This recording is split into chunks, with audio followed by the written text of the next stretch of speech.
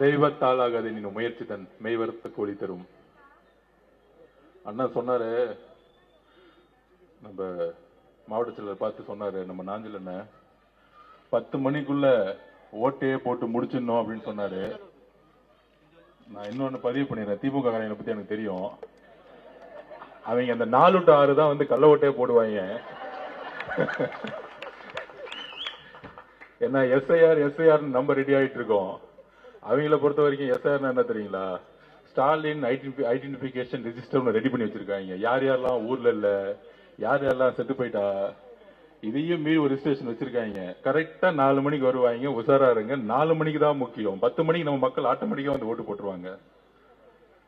தமிழக வெற்றி கழகத்தின் மாவட்ட செயலாளர் அண்ணன் சுராவேலு அவர்களே, கழக பரப்புரை செயலாளர் அண்ணன் நாஞ்சில் சம்பத் அவர்களே, கல்வியாளர் ஆர்கே நகர் தொகுதி தேர்தல் பொறுப்பாளர் திரு மரிய வில்சன் அவர்களே, எனக்கு முன்னாடி பேசிய திரு மகேஷ் அவர்களே, ராமகிருஷ்ணன் அவர்களே, கழக பகுதி செயலாளர் அவர்களே, வார்டு செயலாளர் அவர்களே, என்னுடைய சகோதர சகோதரிகளே, இந்த கட்சியுடைய முக்கிய கட்டமைப்பில் தூணா இருக்கக்கூடிய நம்மளுடைய அக்காக்கள், தங்கைகள், நண்பர்கள், நண்பிகள் எல்லோருக்கும் என்னுடைய வணக்கம்.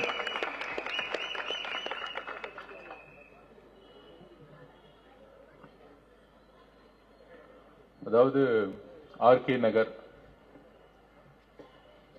நான் காலையில வெள்ளிவாக்கம் போயிட்டு அப்படியே ஆழ்வார்பேட்டில், அதாவது அப்படியே வர வழியில் அண்ணா நகர் வழியா வந்து ஆழ்வார்பேட்டை வழியா வந்து இப்படி ஆர்கே நகருக்குள்ள நுழையிறேன். ஒரு அண்ணா நகருக்கும் ஒரு ஆர்கே நகருடைய அமைப்பிற்கும் அங்கிருந்து அந்த கார்ல வரும்பொழுதே வித்தியாசம் எவ்வளவு தெரியுது அப்படின்னு. திமுகவும் சரி அதிமுகவும் சரி மாறி மாறி ஆண்டு இருக்காங்க. ஆனால் எப்பொழுதும் வட சென்னை ஏழ்மையுடைய உச்சத்திலேயே இருந்துகிட்டே இருக்கு. அது ஏன்னா வட சென்னைய அரசியல் ரீதியா திமுக கைப்பற்றணும்னா தேர்தல் சமயத்தில் ஒரு 1000 ரூபாய் 2000 ரூபாய் கொடுத்து இந்த ஏழ்மையா வச்சுக்கிட்டே இருக்கணும். எப்பயுமே ஒரு அண்ணா நகர் மாதிரி ஆர்கே நகர் மாறக்கூடாது, ஒரு நுங்கம்பாக்கம் மாதிரி பெரம்பூர் மாறக்கூடாது. அந்த மாதிரி வட சென்னையில வில்லிவாக்கம் ஆரம்பிச்சு வில்லிவாக்கம், பெரம்பூர், ஆர்கே நகர், கொளத்தூர், முதலமைச்சர் தொகுதி உட்பட கொளத்தூர், ராயபுரம், திருவெற்றியூர் எல்லாருமே மிகப்பெரிய வறுமையிலேயே இருந்துட்டு இருக்கக்கூடிய ஒரு சூழ்நிலை இந்த அரசியல் தான் உருவாகிட்டே இருக்கு. இதுக்கு மக்கள் பொறுப்பு இல்ல. இன்னைக்கும் 30, 40, 50% இன்னைக்கும் சேரிகள் வாழக்கூடிய பகுதிகளாகவும் அந்த இடத்துல நம்ம மக்களுக்கு சாதாரண ஒரு அடிப்படை கட்டமைப்பு கூட கிடையாது. அந்த அளவிற்கு பூர்வ குடிமக்களா இருக்கக்கூடிய வட சென்னை மக்களுக்கு எதுவுமே கிடைக்காம பாத்துக்கிறதா இந்த திமுகவுடைய ஆட்சி முறை. பொதுவா சொல்றாங்க, ஏன் திமுக மேல இவ்வளவு கோவப்படுறீங்க, திமுக மேல இவ்வளவு கோவப்படுறீங்க, கடுமையா பேசுறீங்க அப்படின்னு. நான் திமுகவில் வந்து வேலை பார்த்த சமயம் 2015 திமுக 40க்கு 40 தொகுதி தோத்த நேரம். அந்த நேரம் அதிமுக தான் வெற்றி பெற்று இருந்துச்சு. திமுக சோர்ந்து போயிருந்துச்சு. அந்த டைம்ல ஒரு சாதாரண ஒரு டீம்ல போய் ஒர்க் பண்ண ஆரம்பிச்சு 21 வெற்றி பெற வரைக்கும் ஒரு முக்கியமான இடத்துல இருந்து, முக்கியமா மாண்புமிகு முதலமைச்சர் கூட டெய்லியும் அவரை சந்தித்து அவருடைய பணியாற்றக்கூடிய தருணம் எனக்கு ஒரு எக்ஸ்பீரியன்ஸ் கிடைச்சு. ஒரு பொலிட்டிக்கல் சயின்ஸ் ஸ்டூடெண்டா 15 வயசுல இருந்தே அரசியல்ங்கிறது முக்கியங்கிறத உணர்ந்து படிச்சு வேலை பார்க்கக்கூடிய வாய்ப்பு திமுகவில் கிடைக்கும் பொழுது 2015 to 2021 திமுகவுடைய அந்த குடும்பமும் சரி, முதலமைச்சரும் சரி, அவர் கூட இருக்க மருமகளும் சரி, அவர் கூட இருக்கக்கூடிய மகனும் சரி, அவர் கூட இருக்கக்கூடிய எல்லோரும் சரி, ஒரு எதிர்கட்சியா செயல்படும் போது மிகப்பெரிய போராட்டத்தை உருவாக்கிட்டே இருப்போம். மக்களுக்கு தப்பா அது செய்யல, 8 வழிச்சாலையா போராடணும், நீட்டுக்கா போராடணும், சிஏக்கா போராடணும், எல்லாத்துக்கும் போராட்டம். நம்மளும் அவங்களோட சேர்ந்து நிறைய நின்று இருப்போம். அன்னைக்கு அம்மா இறந்த பிறகு, இபிஎஸ் வந்த பிறகு அந்த ஆட்சி மாத்தணும்னு எல்லாரும் போய் வேலை பார்த்தோம். எல்லாரும் உணர்வு ரீதியா வேலை பார்த்தோம். ஆனா 21 ஜெயிச்ச பிறகு எம்ஜிஆருக்கு என்னெல்லாம் நிலைமை ஏற்பட்டுச்சு. கலைஞர் கூட இருந்து 71 ஜெயிச்ச பிறகு அவர் ட்ரெஷரரா இருந்தாரு, பணபலத்தை கொண்டு வந்தாரு, எல்லாமே கொண்டு வந்து ஜெயிச்ச பிறகு கருணாநிதி அவரை வெளியே அமைச்ச பிறகு சொன்னாரு அவர் ஒரு துரோகின்னு எம்ஜிஆர் மேல ஒரு சின்னதா ஒரு பழிய சொல்லி கட்சி விட்டு வெளியே அமைச்சாரு. ஆனால் அப்படி வெளியே அமைச்சு 5 வருஷம் நண்பர்களே, நான் செங்கோட்டையன் பேசியிருக்கேன், நிறைய எம்ஜிஆர் ரசிகர்கள்ட்ட பேசியிருக்கேன். 72 அவர் கட்சி ஆரம்பிச்சு 77 ஆட்சி வர வரைக்கும் அந்த கட்சி தொண்டர்களையும் அந்த தலைவரையிலும் உண்டு இல்லைன்னு ஆக்குனாங்க. ரவுடிசத்தை வச்சு, காவல்துறை வச்சு அவ்வளோ உடைச்சாங்க. அதே மாதிரி 50 வருஷம் கழிச்சு நம்மளுடைய தலைவருக்கு அவ்வளோ பிரச்சனைகளை இந்த அரசு உருவாக்குது. ஏன் இந்த 50 வருஷத்தை வேற யாருக்கும் உருவாக்கல? அம்மா ஜெயலலிதாக்கு அப்புறம். ஏனால் எம்ஜிஆருக்கு அப்புறம் அம்மா ஜெயலலிதாக்கு அப்புறம் வேற உறுதியான தலைவரை தமிழகத்துல இன்னும் அந்த குடும்பம் பார்க்கல. அவ்வளவுதான். அதனாலதான் 6 டிஸ்ட்ரிக்ட் போய் முடிக்கிறதுக்குள்ளேயே கரூர்ல மிகப்பெரிய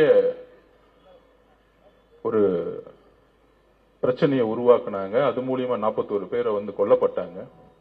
அதுக்கப்புறம் எஸ்ஓபி திருப்பி நான் பதிவு பண்றேன். எஸ்ஓபி போட்டு நம்ம தலைவர் முன்னாறு 38 டிஸ்ட்ரிக்ட் போயிட்டு வந்திருக்கணும். அதெல்லாம் முடக்கி நிப்பாட்டினாங்க. இந்த எஸ்ஓபி வெளியே வரக்கூடாது. அவரு வெளியே வந்தா 1 லட்சம் பேர் வந்தா போலீஸ் பாதுகாப்பு கொடுக்க மாட்டோம். போலீஸ் பாதுகாப்பு கொடுக்கலன்னா மக்களுக்கு எதாவது ஆகட்டும். மக்களுக்கு எதாவது ஆன பிறகு அந்த கொலை பழிய நம்ம தலைவர் விஜய் அவர்கள் மேல போடட்டும். இதுதான் அவங்களுடைய பிரச்சாரம் கடந்த 6 மாசமா. வேற எந்த பிரச்சாரமும் அவங்களுக்கு எடுபடல. தனிப்பட்ட பிரச்சாரங்கள் எதுவுமே எடுபடல. அப்ப ஏன் முடக்குறாங்க? ஏன்னா அவங்களுக்கு தெரியும் ஒவ்வொரு மாவட்டத்திலையும் ஒவ்வொரு சர்வே எடுக்கும் பொழுது நம்மளுடைய வளர்ச்சி எவ்வளவு, தலைவர் ஒவ்வொரு ஊருக்கு போயிட்டு வரதுக்குள்ள எவ்வளவு பெரிய வளர்ச்சின்னு அவங்களுக்கு தெரியும்.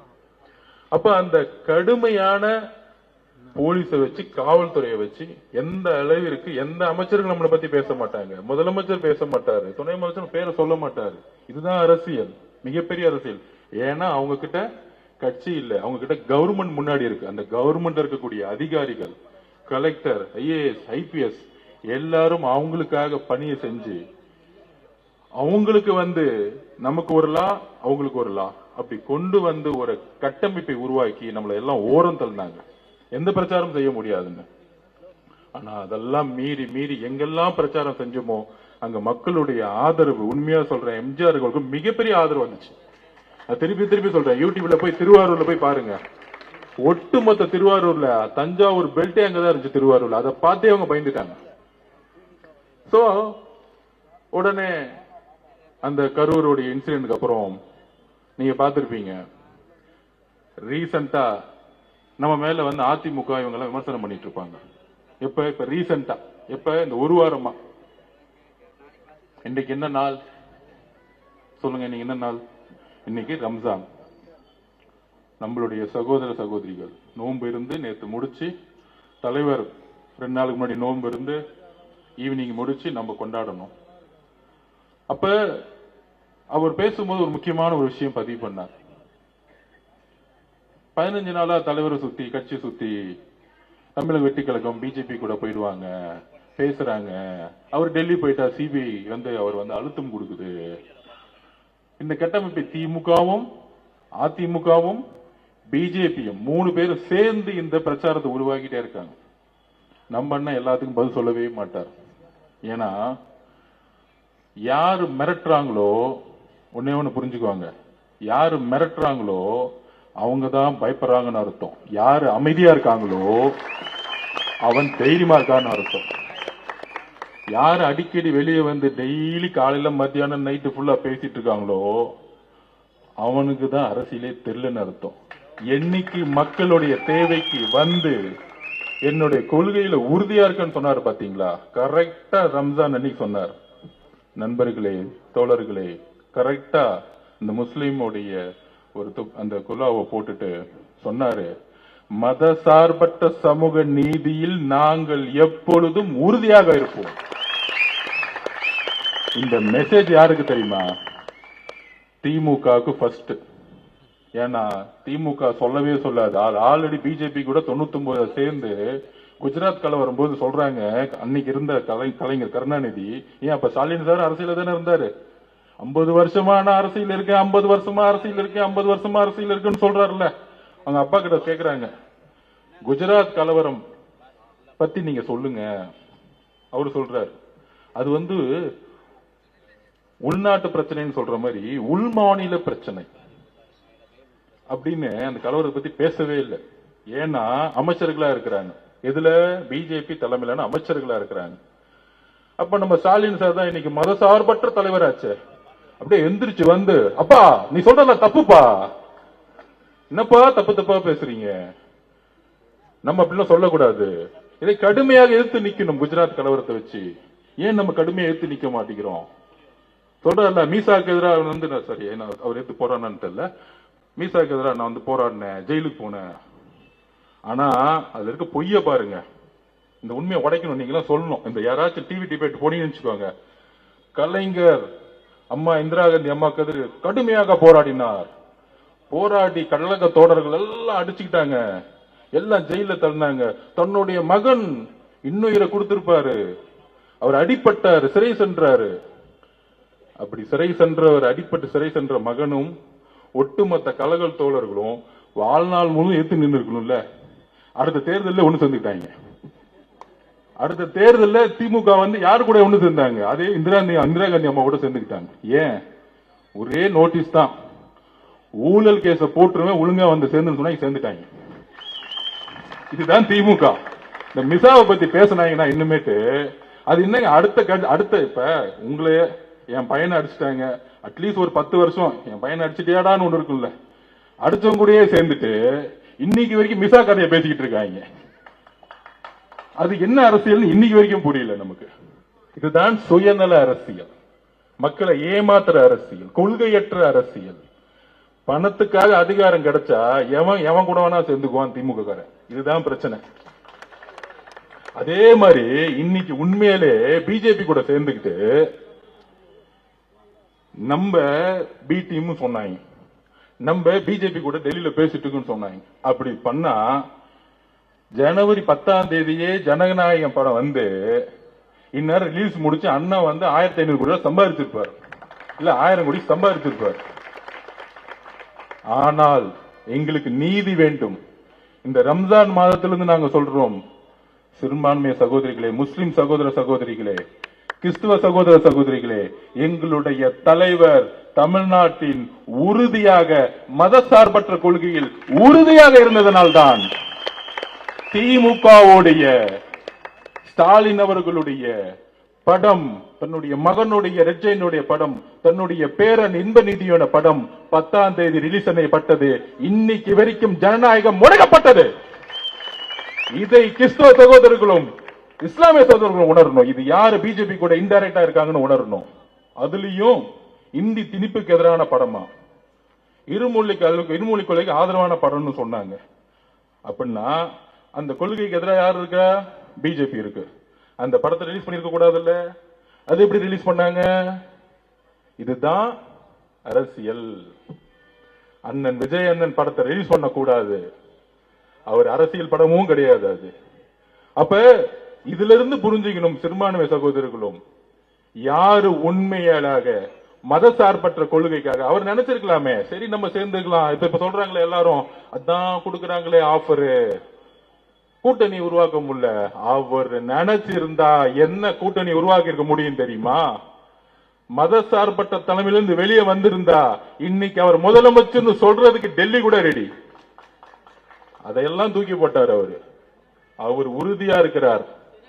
நான் என்னுடைய கொள்கையில் உறுதியா இருக்கிறேன். ஏனென்றால் முதல் நாளே சொன்னாரு, பெரியார் அவர்கள் கொள்கையும் அம்பேத்கர் அவர்கள் கொள்கையும் உருவாக்கிய பொழுது அவர் சொன்னது சும்மா போட்டோக்காக கிடையாது. இன்றைக்கு நாங்கள் உறுதியாக சொல்றோம், தமிழக வெற்றி கழகத்தின் ஆபீஸ்ல தான் பெரியார் சிலையும் இருக்கு, அம்பேத்கர் சிலையும் ஒன்றாக இருக்கிறது. இது அறிவாளத்துல கிடையாதுப்பா, நான் ஓப்பனா சொல்றேன், டிக்ளேர் பண்றேன். சேலஞ்ச் இருந்தா சொல்லுங்க, ஸ்டாலின் சார் சொல்லட்டும், முதலமைச்சர் சார் சொல்லட்டும். உங்க அறிவாளத்தில் அம்பேத்கர் சிலை இருக்கா? உங்க அறிவாளத்தில் பெரியார் சிலை இருக்கா? கிடையாது. அப்ப யார் கொள்கையில் அதிகமா இருக்கிறா? இப்ப கூட ரீசெண்டா நான் ஆர்ப்பாட்டத்தில் பேசினேன். அன்னைக்கு நான் கோவப்பட்டேன், அதை டைவர்ட் பண்ணிட்டாங்க. அப்ப கூட ஆரம்பத்துல என்ன சொன்னேன், 12 வயசு குழந்தை கழிப்பறைக்கு போகும்போது கழிப்பறை இல்லாம கற்பழிக்கப்பட்டு தூக்கி போட்டிருக்காங்க. ஒரு முதலமைச்சர் பேசல, ஒரு அமைச்சர் பேசல, ஒரு எம்எல்ஏ பேசல. அப்ப அவர் மேல இருக்க ஒரு விமர்சனத்தை மக்கள் நினைக்கிறத அந்த அம்மா என்கிட்ட பேசின உணர்வை நான் சொல்றேன். ஆனா இன்னைக்கு வரை பதில் கிடையாது. கொள்கை தெரியுமா நம்மளை பார்த்து கேட்டார் துணை முதலமைச்சர் உதயநிதி அவர்கள். நான் சொன்னேன், வாங்க உங்க சன் டிவிலே உட்காருவோம், கலைஞர் டிவிலே உட்காருவோம், நீங்கள் நானும் உட்காருவோம், நீங்க 4 கொஸ்டின் கேளு, நான் 4 கொஸ்டின் கேட்கிறேன். என்ன ஏதோ ஒரு கொஸ்டின்ல எனக்கு எதுவுமே தெரியாத மாதிரி ஒரு கொஸ்டின் கேட்டு அமைதியாயிட்டேன், அரசியல் விட்டு போயிடுறேன்னு சேலஞ்ச் விட்டேன். ஆனா இன்னைக்கு வரைக்கும் பதில் கிடையாது, தெரியாது. நேர ஸ்டாலின் சார் டாக்ஸ் 30% கமிஷன் அடிச்சு அண்ணா சொன்னாரு பாருங்க, ஒருத்தர் ரோடு போடுவாரு, ஒருத்தர் குழி நோண்டுவாரு, இன்னொருத்தர் ரோடு போடுவாரு, குழி நோண்டுவாரு. அது எதுக்குன்னா 30% கமிஷனுக்கு. ரோடு போட்ட மாதிரி இருக்கணும், குழி நோண்ட மாதிரி இருக்கணும். இப்படிதான் அக்கா மேயர் பெரிய அக்காவும் சரி, இங்க இருக்க அமைச்சர்களும் சரி, நோண்டாங்க போட்டாங்க, நோண்டாங்க போட்டாங்க. கடைசியில பார்த்தா 4500 கோடி போட்டு போயிட்டாங்க அவங்க பாட்டிக்கு. ஊழலை தவிர எதுவுமே யோசிக்கிறதே கிடையாது இவங்க. எதுவுமே ஐடியா இல்ல. ஊழல் பண்ணு, கமிஷன் அடிக்கணும், கரப்ஷன் பண்ணு, கடைசியில ஓட்டு அன்னைக்கு வந்து 2000 ரூபாய் கொடுத்து மக்கள் ஓட்டு போட்டுருவாங்க. அப்ப அந்த அளவிற்கு 2000 ரூபாய் கொடுத்தா ஓட்டு போட்டுருவாங்க. அந்த 2000 ரூபாய் கொடுக்கக்கூடிய அமைச்சர் தான் பெரிய தேர்தல் தெரிஞ்சவர்னு ஒரு மனநிலை உருவாக்கி இருக்க பாத்தீங்களா? அப்பெல்லாம் ஒண்ணுமே கிடையாது. நான் 21 இவங்களோட எல்லாம் ஒர்க் பண்ணிட்டு வந்தேன். ஒருத்தனுக்கு ஒண்ணுமே தெரியாது. திருப்பியும் சொல்றேன், நம்பாதீங்க. அவரு வேலு, அவரு நேரு, அவரு செந்தில் பாலாஜி, நான் உதாரணமே சொல்றேன். அவர் அண்ணன் அரசியல் விட்டு போயிட்டாரு, அழகிரி என்ன இருக்காரு பாருங்க. அதுக்கு மேல ஒரு ஃபார்முலா கிடையாது. திருமலா ஃபார்முலா ஓட்டு போட்டு கரெக்டா சொல்லுவாரு. 1,97,000 ஓட்டுல 1,95,000 ஓட்டு திமுக கிடைச்சிரும் சொன்னார். ஒரு நேரத்துல கரெக்டா கொடுத்துருப்பாரு. கடைசியில என்னாச்சு? அவர் அரசியல் இல்ல, மக்கள் அவரை நிராகரிச்சுட்டாங்க. இந்த மாதிரி காசு மட்டுமே நம்பி பெரிய தேர்தல் தெரிஞ்சவங்கன்னு ஒரு பிம்பத்தை உருவாக்குறாங்கல்ல, கிடையவே கிடையாது. ஒரு சாமானியன் ஒரு பண்ணையாரை எதிர்த்து 67லயும் 77லயும் மாற்றத்தை உருவாக்கி சாமானியன் ஜெயிச்சாங்க. அந்த அரசியல் தான் இந்த 26 நடக்க போகுது. அதை நம்ம நம்புவோம், அதை உறுதியா நம்புங்க. இந்த பணபலம், கூட்டணி அதெல்லாம் ஒண்ணுமே கிடையாது. நம்ம மதசார்பற்ற கொள்கையில இருக்குன்னு சொன்னவன கூட்டணிக்கு நம்ம அதிமுக போலன்னு சொன்னோன்னே 2 நாளுக்கு முன்னாடி அதிமுக பிரச்சாரம் ஆரம்பிச்சுட்டாங்க. அது என்ன ஷூட்டிங் அவர் கரூர்ல பண்ணாரு. எவ்வளவு கொடூரமான கேவலமான மனநிலை இருந்தா இப்படி ஒரு பிரச்சாரத்தை உருவாக்குவாங்க அதிமுகவும் பிஜேபியும்? சொல்லுங்க. அவங்க தான் கரூருக்கு வந்தாங்க. அங்க இருக்கிற இபிஎஸ் பொதுச்செயலாளர் தான் சொன்னாங்க இது திமுக தான் காரணம்னு.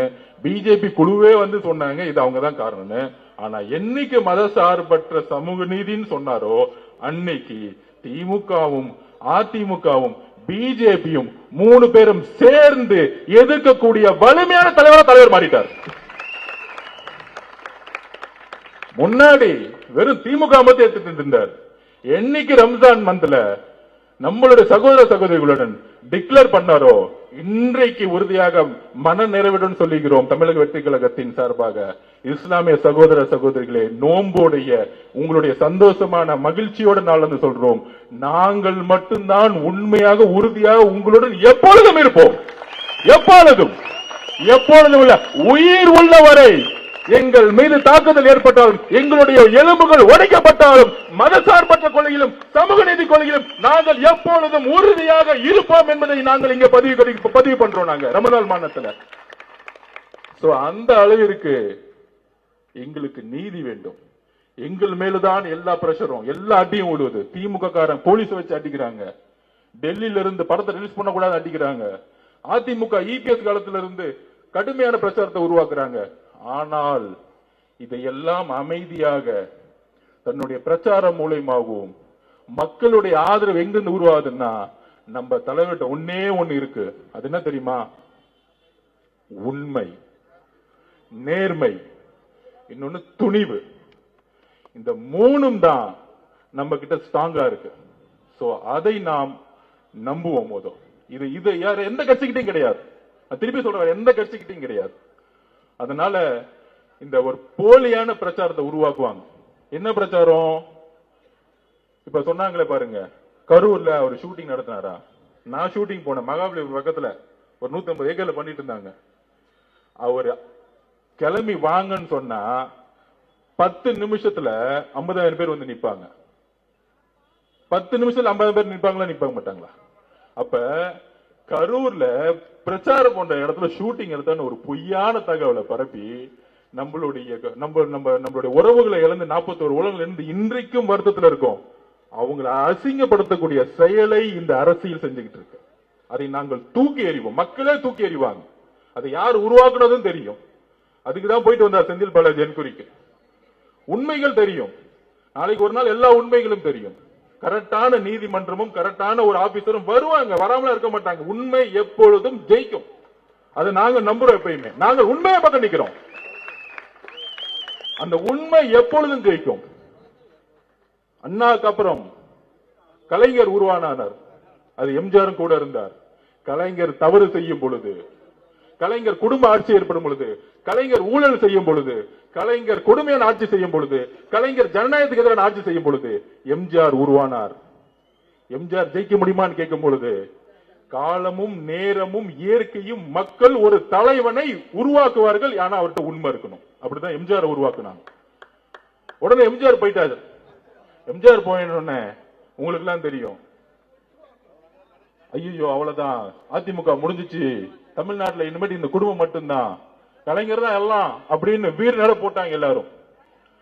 அந்த அம்மா கடுமையா உடல் மொழியிலையும் அசிங்கசியமா பேசினாங்க. நீங்க எல்லாம் பார்த்திருப்பீங்க. பெண்களுக்கு தெரியும். அசிங்கசியமா இவன் கூட இருந்தாங்க, அவங்க கூட இருந்தாங்க. உருவம் எப்படி சாலையை பிடிச்சி இழுத்தாங்க, அடிச்சாங்க, தட்டக போனா. ஆனால் மக்கள் ஒரு வலுவான தலைவரை உருவாக்குனாங்க இந்த குடும்பத்துக்கு எதிராக. அதுதான் அம்மா. அந்த அம்மா தான் ஆர்கே நகரில் நின்று வெற்றி பெற்றாங்க. அந்த அம்மாவை ஜெயிக்க வச்ச மண் இது. அதான் சொன்னேன் இந்த மண்ணு. அப்புறம் அந்த அம்மா இறந்துட்டாங்க. இறந்த பிறகு ஐயா இபிஎஸ் அவர்கள் வந்தாரு. கடந்த எல்லா தேர்தலையும் தோல்வி. ஏன் தோல்வி? மக்களால் உருவாக்கப்பட்ட தலைவர் அவர் கிடையாது. மக்களால் தேர்ந்தெடுக்கப்பட்ட தலைவர் அவர் கிடையாது. அம்மா சசிகலா அம்மா அவர் அப்பாயின்மெண்ட் பண்ணாங்க. கடைசியில் சசிகலா அம்மா யாருன்னே தெரியாதுன்னு சொல்லிட்டாரு. அப்புறம் எப்படி மக்கள் நம்புவாங்க? அப்ப மக்கள் நிராகரிச்சுட்டாங்க. அந்த ரெட்டையில சிம்பிளுக்காக இன்னைக்கு ஒரு 17-18% ஓட்டு இருக்கு. அவ்வளவுதான் இன்னைக்கு அதிமுக. நம்ம லேட்டஸ்டா எடுத்த சர்வேல திமுகவோட நம்ம 2% அதிகமா இருக்கும் இன்னைக்கு. இதுதான் உண்மை. அதான் பயம் உங்களுக்கு. அதிமுக 3வது இடத்துக்கு போயிருச்சு. அதனாலதான் விமர்சனம் தலைவர் விஜய் மேல பயங்கரமா. யாரு? 3 பேர் ஒண்ணு சேர்ந்துட்டாங்க. திமுக, அதிமுக, பிஜேபி. இப்ப 3 பேரும் ஒன்று சேர்ந்து ஒருத்தர் எதுக்குறாங்க. அந்த 3 பேர் யாரு தெரியுங்களா?